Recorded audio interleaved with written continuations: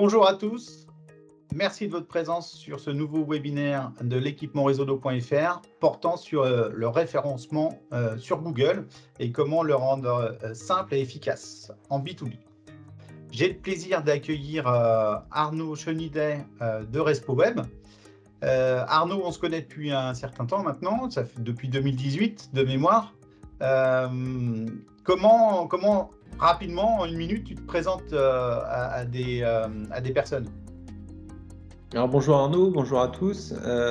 Donc je suis le fondateur de RespoWeb, qui est une agence de référencement que j'ai créée il y a bientôt 11 ans. On est situé à Nantes et donc on forme et on réalise des prestations en référencement naturel et payant sur Google, donc pour nos clients. Et moi, je suis Arnaud Eto, je suis fondateur dirigeant de HCA Consulting et Action, une agence commerciale export qui pilote un collectif d'experts dont fait partie RespoWeb pour agir comme une agence web marketing.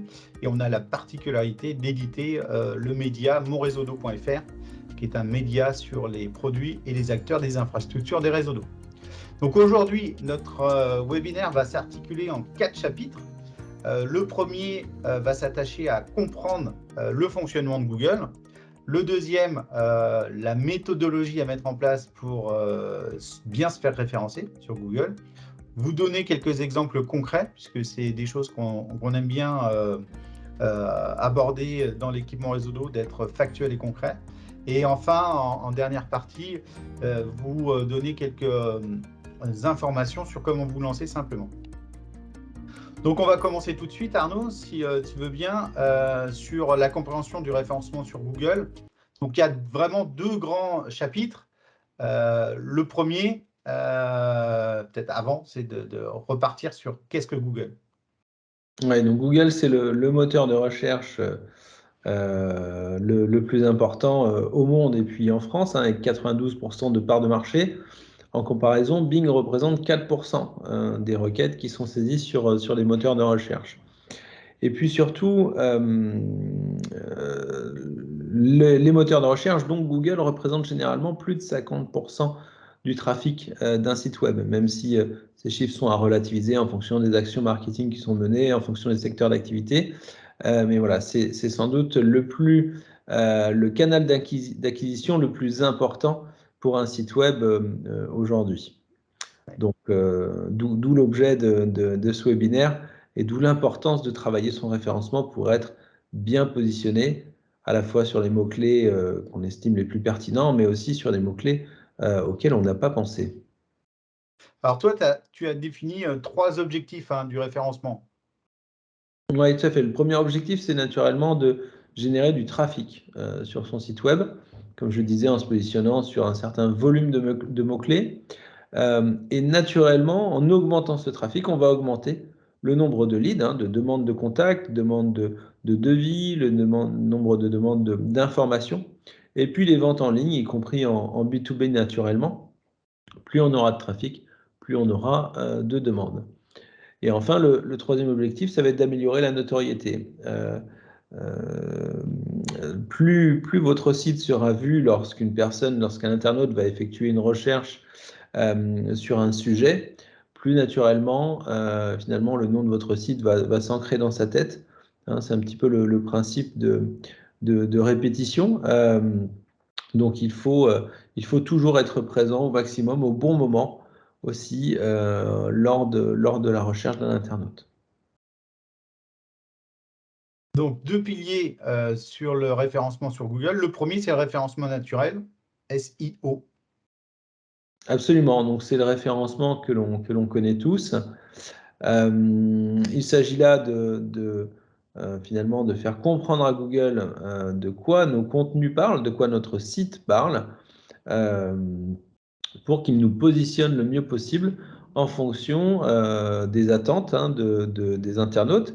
Les internautes posent des questions, ils cherchent des réponses, et l'objectif d'un site web, c'est de répondre à ces questions. Et Google, lui, son rôle, c'est de trier l'ensemble des résultats qu'il trouve pour proposer les plus pertinents et les plus cohérents par rapport aux requêtes des internautes. Donc, on va devoir choisir les bons mots-clés, ceux sur lesquels il faut se positionner, et rédiger le contenu le plus adéquat possible.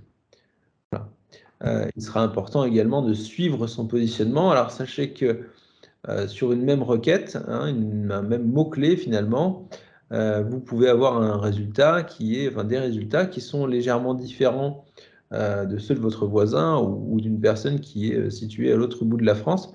C'est normal puisque plusieurs critères rentrent en ligne de compte, notamment votre historique. Donc, ce qu'on fait, c'est qu'on utilise des outils tiers, des outils externes, qui eux sont complètement neutres et vont vous permettre réellement de suivre l'évolution du positionnement de votre site sur tel et tel mot-clé au fil du temps. Ok. Et donc, à l'opposé du SEO, on a le SEA, qui est la partie payante de Google. Exactement. Alors, on n'est pas vraiment à l'opposé, hein, mais on va dire plus sur un complément. Voilà. Ouais, voilà, je veux dire gratuit, payant, c'est ça, c'est plus ça. Exactement, c'est ça. C'est une autre approche. Là, on va payer, on va être très rapidement en haut de Google sur les mots-clés qu'on a sélectionnés. Mais c'est de la publicité, donc on va payer à chaque clic qu'un internaute va faire sur une annonce. Donc on voit que on voit la deuxième ellipse là qui entoure le petit libellé annonce, hein. C'est comme ça qu'on va différencier les résultats payants, donc la publicité des résultats naturels, où là on se positionne gratuitement, et on va payer à chaque clic. Voilà. Donc si demain vous arrêtez votre investissement, vous n'avez plus de budget finalement sur votre compte, eh bien là vous perdrez tout le bénéfice, alors que le référencement naturel va vous permettre d'être présent en continu, si c'est bien travaillé en continu. Ok, eh ben, écoute, merci d'avoir expliqué un peu le positionnement et le principe de fonctionnement de Google. Maintenant, ce qui est intéressant, c'est de voir la méthodologie à mettre en place. Donc, on va voir ça tout de suite. Il ne sera pas indexé. Et là, finalement, tous vos efforts seront anéantis puisque vous ne profiterez pas de ce qu'on appelle le crawl, donc par les robots de Google.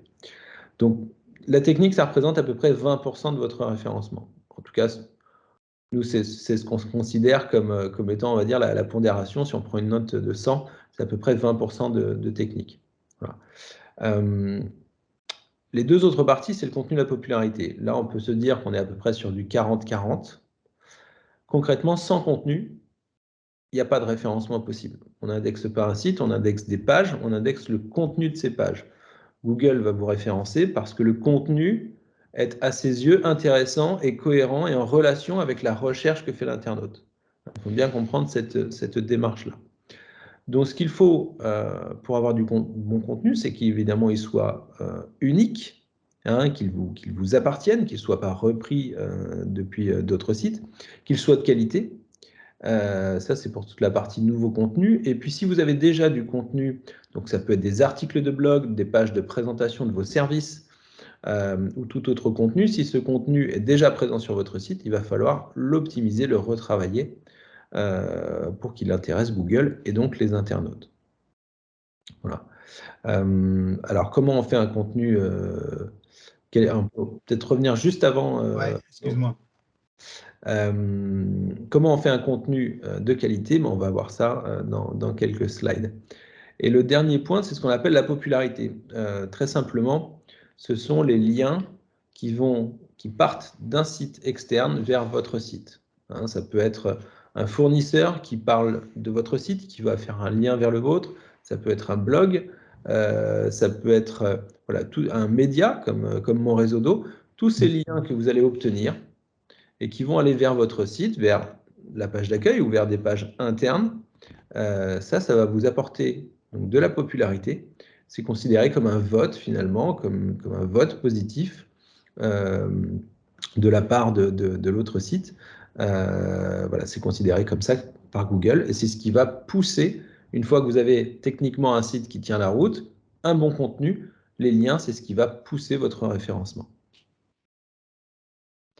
Donc là, on va aborder plus particulièrement chaque pilier. Donc le premier, c'est la technique. Tout à fait. Tout à fait. Alors je vois qu'il y a Eh ouais, ok, pardon. Je regardais le chat. Alors, sur l'aspect technique, concrètement, comme je vous le disais, la vitesse rentre largement en ligne de compte. Bon, là, j'ai fait très simple. J'ai analysé le site de RespoWeb sur un outil qui est celui de Google, qui s'appelle PageSpeed. On pourra peut-être mettre dans le chat le lien pour que vous puissiez, pour que chacun puisse tester son site web. L'objectif, c'est pas forcément d'arriver à 100, mais c'est en tout cas d'être au-delà des 85-90. Hein. Concrètement, ce que ça nous explique, c'est en combien de temps le site va s'afficher et au bout de combien de temps les internautes vont pouvoir interagir avec le contenu du site. Donc tout ça, il va falloir le travailler en optimisant le poids des images, en optimisant le code, hein, je dirais l'aspect code du site web, la qualité de l'hébergement. Très souvent, c'est un point auquel tout le monde ne fait pas assez attention, mais votre hébergeur vous finalement met votre site sur une machine qui n'est rien d'autre qu'un ordinateur, un gros ordinateur, donc un serveur. Ce serveur, s'il est trop ancien ou s'il n'a pas assez de puissance, il ne va pas pouvoir délivrer, il ne va pas pouvoir afficher votre site assez rapidement. Donc la qualité de l'hébergement fait quand même souvent la différence. Et puis, parmi les autres critères qui vont pouvoir être analysés dans ce type d'outil, c'est l'aspect responsive de votre site. Voilà. Si votre site ne s'adapte pas ou pas très bien au mobile, s'il y a des erreurs, ça va nécessairement vous pénaliser. Ensuite, on passe à la partie contenu. Voilà, le contenu, donc là, j'ai mis l'exemple d'un de nos clients qui est dans le B2B, alors qui n'est pas dans le secteur de l'eau, puisque on ne peut pas forcément en parler, mais lui est dans la construction. Il fabrique des plafonds en bois pour les universités, les bâtiments publics, etc. Et on a refait l'intégralité de ses contenus. Et on va chercher à travailler, à proposer donc du contenu qualitatif, comme je vous le disais tout à l'heure. Comment est-ce qu'on fait un contenu de qualité? C'est qu'on a étudié la sémantique en fait des produits qu'il propose. Et on a optimisé les titres des pages ainsi que le balisage du texte. Alors le balisage du texte, c'est quoi? C'est un petit peu comme dans un livre ou une série de livres. Vous pouvez avoir des tomes, vous avez des chapitres et puis vous avez des paragraphes.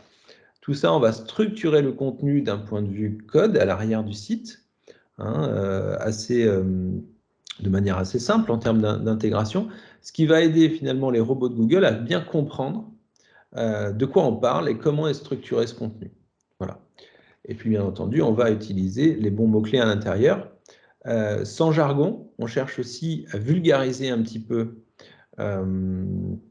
ce dont on parle, parce que finalement, si vous êtes dans un secteur très technique, vous référencer sur des termes extrêmement techniques, c'est bien, naturellement c'est bien, mais ça va être souvent vos propres clients ou des gens qui vous connaissent déjà qui vont vous trouver, donc c'est forcément intéressant, mais on va aussi chercher à aller plus loin, on va chercher à se positionner sur des mots-clés qui vont être réellement tapés par les internautes pour trouver vos produits et services, sauf que eux, ces internautes-là qui ne vous connaissent pas encore, ils n'ont pas forcément votre jargon. Ils ne connaissent pas forcément la manière exacte dont on appelle tel ou tel produit ou service. Donc nous, on va chercher, grâce à cette étude sémantique, à écrire un contenu qui soit intelligible, bien entendu, hein, compréhensible par Google et par les internautes. Et puis enfin, le dernier point, c'est qu'on va surtout lier les pages entre elles pour pouvoir renvoyer d'un service à un autre assez facilement. C'est ce qui va faire la différence. Ensuite, le point sur lequel tu voulais revenir, c'était sur les liens qui te semblaient importants. Oui, tout à fait, les liens. Donc, c'est le troisième volet, le troisième pilier du référencement, donc ce qu'on appelle la popularité. Là, ça s'aborde, je dirais, tout au long de la vie du site. Mais généralement, il faut déjà du contenu quand même pour passer à cette étape. C'est qu'on va chercher à créer des liens, à obtenir en fait des liens depuis d'autres sites. Plus ces sites qui vont faire un lien vers le vôtre seront dans votre thématique et plus eux-mêmes seront populaires, donc plus ils auront de liens, plus ça va vous apporter. Pour ça, on utilise des indicateurs. Alors, ils se nomment Authority Score, Citation Flow, Trust Flow. Il y en a tout un tas. Je ne vais pas rentrer aujourd'hui dans ce détail-là. Mais concrètement, c'est toujours la même histoire. On est sur des notes de 0 à 100. Et plus la note est élevée, plus on sait que le site en question pourra nous apporter de la popularité. Donc, va quelque part pousser les contenus qu'on a rédigés un peu plus haut sur Google. La chose à laquelle il faut faire attention, c'est qu'il faut y aller pas à pas. Hein. Il ne s'agit pas d'obtenir 150 liens en une fois et puis plus rien ensuite. C'est vraiment un travail qui se fait dans la durée. Et ça vous explique pourquoi sur monréseaudo.fr, l'offre Pack Visibilité vous permet d'inclure 3 publications sur le site, ce qui vous permet d'avoir 3 chances de faire 3 liens vers votre site, donc d'augmenter votre popularité pour le référencement sur Google. Tout à fait. En fait, le type de site sur lesquels on peut se positionner, ça va être des médias, comme Mon Réseau d'eau en l'occurrence, mais ça peut être des médias plus thématiques. Hein. À partir du moment où la page dans laquelle vous aurez un lien, à partir du moment où cette page-là parle de votre thématique, même si elle est sur un média national, que ce soit Paris Match, Le Figaro, Le Point, Le Monde ou tout ce que vous voulez, ça va avoir du poids. Voilà. Donc, typiquement, c'est vrai qu'on voit assez souvent dans notre métier des personnes qui se font interviewer par certains médias pour répondre à des sujets. Et au final, on a simplement une citation. On a la citation de la personne qui a répondu à l'interview. On cite la société dans laquelle elle travaille, mais elle n'obtient pas de lien vers le site de son entreprise. Là, c'est extrêmement dommage, finalement. C'est un cas qu'on voit extrêmement souvent. Tous ces liens-là vont vous apporter vraiment énormément. Et donc ça fait partie d'une prestation, d'un travail qu'il faut effectuer. Alors ça peut être fait en interne, comme ça peut être fait en externe. Donc là, après avoir vu un peu la méthode, on va voir des exemples concrets. Donc Arnaud vous a dit tout à l'heure qu'on ne pouvait pas montrer d'exemples de clients de monréseaudo.fr puisqu'on signe des accords de confidentialité avec nos clients pour préserver l'intégrité des prestations qu'on fait. Ceci ne nous empêche pas, par contre, de vous montrer des exemples concrets du média monréseaudo.fr où, en l'occurrence, là, on va reprendre l'exemple d'Ardemo que tu avais cité, Arnaud, puisque tu as eu l'autorisation d'en parler. Donc, voilà un peu les résultats que tu peux obtenir. Voilà, donc là, je voulais vous montrer les résultats concrets qu'on a obtenus. Donc avec ce client qui, comme je vous l'expliquais, donc fabrique des systèmes de plafond bois, de lames, de dalles, etc. Et donc on travaille avec lui. Si on peut revenir sur la slide juste avant. La slide. Moi j'ai l'exemple. Oui, voilà, c'est bon. Ouais. On a fait un travail très concret, bien entendu. C'est qu'on a travaillé 6 contenus, donc 6 pages de son site. Voilà, on n'a pas. On n'a plus le. Oui, il y a un bug. Donc, on va le remettre en ligne.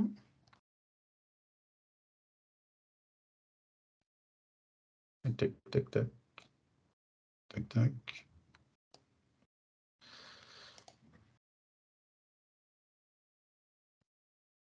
Voilà, excuse-moi Arnaud. Je t'en prie. Donc, on a travaillé en fait 6 pages de son site. Vous voyez, on n'a pas eu besoin non plus de retravailler 350 pages. Hein. On a mené une étude sémantique. On s'est attaché aux priorités. On a travaillé 6 contenus qu'on a rédigés intégralement. On rédige tout, bien entendu, en interne. On fait valider, bien entendu, au client pour être sûr que dans son secteur d'activité, on ne raconte pas n'importe quoi, mais tout ce contenu va être complètement optimisé. Et puis, on a obtenu 6 liens.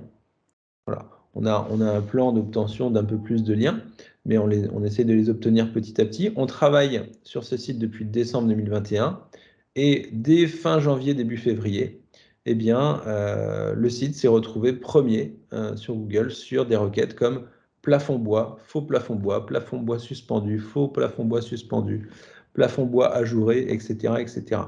Donc, vous pouvez faire le test en live, hein, bien entendu. C'est voilà, c'est un résultat qui est très récent. Donc, voilà, il faudra continuer à travailler ça dans le temps pour pas qu'il y ait de régression. Mais on est plutôt content de ce que ça a apporté. Là, je vous ai cité que la position 1, mais on est bien entendu sur la première page sur tout un tas d'autres de dizaines de mots-clés. Ce qui a permis là en 4 mois de multiplier le trafic référencement naturel par 4,6, donc plus 360%. Voilà. Et je ne peux pas, bien entendu, vous communiquer sur l'augmentation du nombre de leads, mais c'est assez impressionnant. Tu as parlé de la première page, Arnaud. C'est peut-être quelque chose qu'on a omis de donner comme chiffre en préambule. Mais de mémoire, plus de 80% des gens ne passent pas la première page de Google. Oui, c'est même plus que ça. Alors, je n'ai pas de chiffre exact là, récent. Mais en réalité, ce qui se passe, c'est que si on n'est pas sur la première page, ça ne nous sert pas à grand-chose, dans le sens où les internautes ne perdent plus de temps à aller voir les pages suivantes. S'ils ne trouvent pas ce qu'ils souhaitent sur la première page, ils vont tout simplement reformuler leur demande. Voilà. Donc la bataille, c'est vraiment d'arriver dans le top 10 de la première page de Google. Tout à fait. Alors tout ça ne se fait pas toujours de manière extrêmement rapide, hein, en fonction du volume aussi de contenu qu'on a à travailler. Donc on surveille les positions dans les pages suivantes pour voir une progression. Si on passe de la 90e à la 25e, c'est déjà une bonne première étape et ensuite on va être capable de voir ce qu'il faut faire pour pousser ce contenu et faire en sorte qu'il arrive sur la première page. Là, juste pour finir sur cet exemple-là, en fait, on a fait bien entendu un diagnostic à l'origine du site.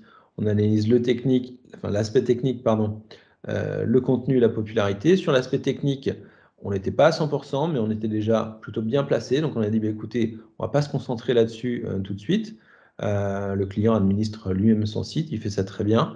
Donc, on va se concentrer sur les contenus, sur l'obtention du nombre de liens. En fonction de ces objectifs, on a adapté aussi les priorités pour voir combien de contenus on allait travailler et combien de liens on allait avoir besoin. Et voilà, ce que je veux dire par là, c'est que c'est important aussi de bien analyser l'existant pour voir où est-ce qu'on doit aller. Tout à fait. Là, on va prendre les deux prochains exemples. Exemples sont de monréseaudo.fr. Donc, le cas 1 de André Sauser sur la notoriété d'un produit radar. Donc, on a rédigé un article optimisé SEO qu'on a publié le 25 novembre dernier. Et cet article, eh ben, il est premier en position 1 sur la requête radar ultrason sur Google. Donc, vous pouvez les voir. Et donc là, je vous ai mis pour vous donner l'illustration de la temporalité et de la vie de l'article depuis sa publication jusqu'à la semaine dernière. Donc, il a été lu 1700 fois, mais on voit la progression et les zones, la temporalité des choses. Donc ça, c'est le premier exemple. Un deuxième exemple porte sur la notoriété d'un produit certifié LPCB de chez IJ.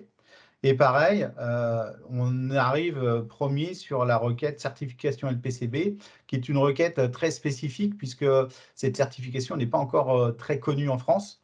Donc, on avait analysé en amont cette situation et on avait proposé la rédaction de cet article chez IJ pour permettre de faire découvrir le produit de chez IJ en utilisant ce levier de la certification.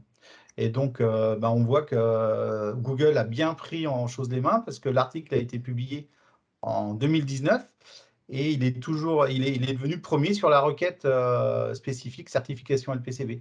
Donc, quelque part, quand les gens se posent la question de ce qu'est la certification LPCB, ben, ils sont automatiquement dirigés vers, on leur propose l'article Mon réseau d'eau traitant de ce sujet.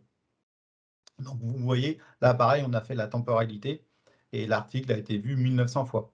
On voit, en mettant ces deux exemples par rapport à l'exemple d'avant, on voit bien que la requête sur le LPCB, le volume de recherche est moins important, puisque sur une période, on a le même nombre de visites, alors que les périodes d'études sont nettement plus importantes. Hein, puisque l'autre commence à partir du 24 septembre 2019, alors qu'avant, on était sur la période de 20 novembre 2021 à 28-04 2022. Donc, c'est pour vous dire que c'est important d'étudier la sémantique et pour trouver les contenus qui vont vous permettre de vous positionner et de vous garantir les premières places sur Google. Voilà, donc la question qui vient tout de suite après, Arnaud, c'est bien d'avoir établi la théorie, de montrer des exemples, c'est comment on se lance et c'est quoi la bonne méthode. Donc nous, il y a une chose qu'on propose tout le temps, et c'est d'obtenir un diagnostic, un pré-diagnostic, j'ai envie de dire, SEO, et c'est le RespoScore. Donc, est-ce que tu peux nous présenter, Arnaud, ce qu'est le RespoScore? Oui, donc le RespoScore, c'est un diagnostic. C'est pas un audit complet, c'est un diagnostic qui va nous donner une note en fait sur chacune des trois thématiques, technique, contenu et popularité. Il va nous permettre de voir sur quel point il faut aller appuyer. Si techniquement le site ne tient pas du tout la route, on va plutôt aller réaliser un audit complet technique.